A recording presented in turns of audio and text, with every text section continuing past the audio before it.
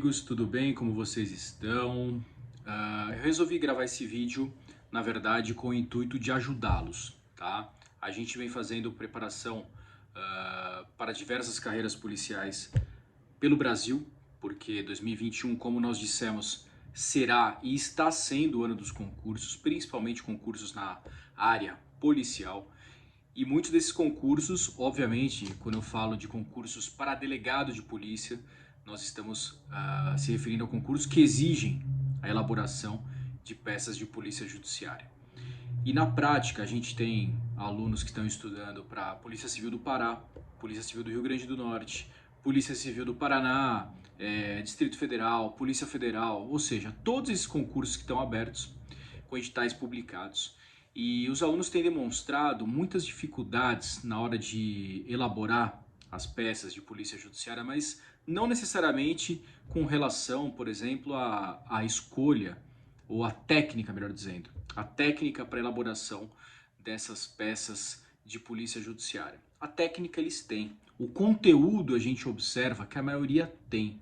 Agora falta um pouco mesmo aos alunos a noção da prática, daquilo que você deve desenvolver quando do exercício da atividade de polícia judiciária, como presidente da investigação, como delegado ou delegada de polícia, tá? É por isso que eu resolvi gravar esse vídeo de uma maneira objetiva, tá? Vou tentar ser o mais objetivo possível e vou me referir a um caso prático de um dos simulados que nós fizemos no PIC, tá? E que foram passados e que foi aplicado aos nossos alunos. O caso basicamente envolvia a prática de um roubo por dois indivíduos. Um desses indivíduos, durante a prática criminosa ou logo após a prática criminosa, foi perseguido e preso pela Polícia Militar, por integrantes da Polícia Militar que faziam um patrulhamento ostensivo, preventivo pela região. Esse sujeito foi qualificado, foi levado à delegacia de polícia. Contra ele foi lavrado um auto de prisão em flagrante. O inquérito por conta disso foi instaurado. Vocês sabem que uma das formas de instauração do inquérito policial é através do auto de prisão em flagrante, tá? Coercitivamente o inquérito policial é instaurado. Perfeito. Ele foi interrogado, permaneceu em silêncio e todas as peças de polícia judiciária pertinentes à sua prisão foram realizadas. Agora, o seu comparsa conseguiu fugir. Com ele ficou a arma de fogo utilizada para a prática do crime, tá? Bem como o aparelho celular subtraído da vítima com emprego de violência, tá? E esse sujeito que empreendeu fuga, ele não foi identificado. Nós pedíamos no nosso simulado para que o aluno identificasse e elaborasse a peça de polícia judiciária cabível. Pessoal, observando esse caso prático e vocês não tiveram acesso ao enunciado, eu vou falar bem brevemente, tá? Muitos alunos fizeram a representação para a decretação da prisão preventiva desse sujeito, que nós tínhamos apenas o vulgo, o apelido dele, qualificação nenhuma. Também não sabíamos onde ele se encontrava, porque ele fugiu, local incerto e ignorado. Outras pessoas, parte dos nossos alunos fizeram representação para a decretação da temporária, outros fizeram representação para a decretação preventiva, porque o enunciado da questão trazia elementos que permitiam a decretação de ambas as prisões, certo? Perfeito. Qual foi o enunciado? Qual é o espelho desse simulado? Portaria. Portaria. Por que portaria, professor? Aqui vai minha dica desse vídeo, tá? Para que vocês tenham consciência daquilo que vocês devem fazer na hora da prova. Qual é o raciocínio que vocês devem ter para acertar a peça, tá? Por mais que o enunciado da questão trouxesse elementos que permitiam a decretação da prisão preventiva, da prisão temporária, essas prisões, a decretação dessas prisões não se mostrava útil. E eu explico por quê. Vocês não tinham sequer a qualificação daquele criminoso que está foragido. Também não tinham endereço. O que adianta vocês pleitearem a decretação de uma prisão preventiva de uma pessoa somente pelo seu vulgo, pelo seu apelido? Qual a utilidade disso, certo? Qual é o principal instrumento que a Polícia Civil tem em suas mãos para a apuração da autoria e da materialidade delitiva? Inquérito policial, certo? Ah, professor, mas como vai ser portaria se o inquérito já foi instaurado coercitivamente pelo auto de prisão em flagrante? Amigos, os fatos podem ser desdobrados. Um mesmo fato pode dar origem a 2 inquéritos policiais. Aquele inquérito policial que foi instaurado por meio de auto de prisão em flagrante já foi encaminhado para o juízo. Já está nas mãos do judiciário, do membro, do representante do Ministério Público. Agora, com relação a esse outro, não. Nós precisamos apurar. Primeiro, a autoria. Quem é esse sujeito? Certo? Quem é esse sujeito? Qual é a qualificação dele? Onde ele está? A materialidade também. Cadê a arma de fogo que foi utilizada pelos criminosos para a prática do crime? Onde está o celular da vítima? Certo?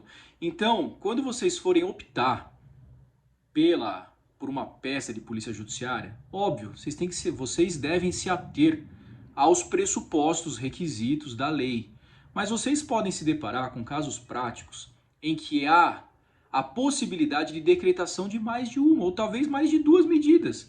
E neste momento vocês devem utilizar o raciocínio jurídico e pensar como delegado, como delegada de polícia, tá? Porque através da portaria você instaura um novo inquérito policial e com este novo inquérito policial você tem ferramentas suficientes para poder identificar esse sujeito que está foragido. Você pode expedir uma ordem de serviço ao local dos fatos para identificação de testemunhas, tá? Câmeras de monitoramento. Você pode pedir a perícia, a realização de perícia técnica no local para a colheita de impressões datiloscópicas do sujeito.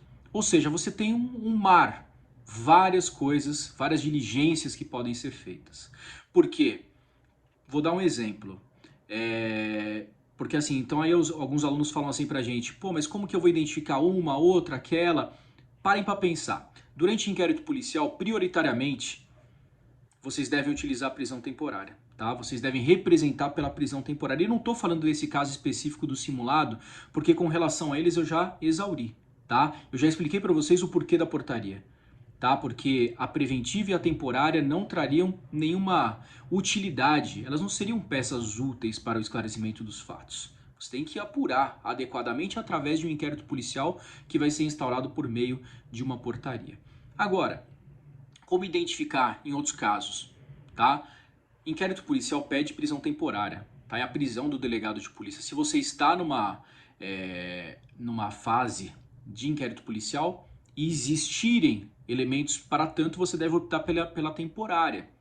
A prisão preventiva, ela vai ser cabível e o seu examinador vai te dar várias dicas disso. Por exemplo, o sujeito ele corre o risco de fugir para outro país. O sujeito é multireincidente, ele é criminoso contumaz. Vocês, nas palavras do enunciado, devem identificar os requisitos que o examinador está mostrando para você. Está explodindo ali a garantia da ordem pública, tá? Aplicação da lei penal. Ah, o sujeito ele está coagindo testemunhas. Instrução criminal, você tem que preservar a instrução criminal. Se não estiverem latentes esses requisitos, vocês devem partir para a prisão temporária prioritariamente, tá? Eu não estou falando que em todo caso vocês devem optar pela temporária, mas prestem atenção e interpretem o enunciado antes de optar por uma ou por outra peça, tá legal?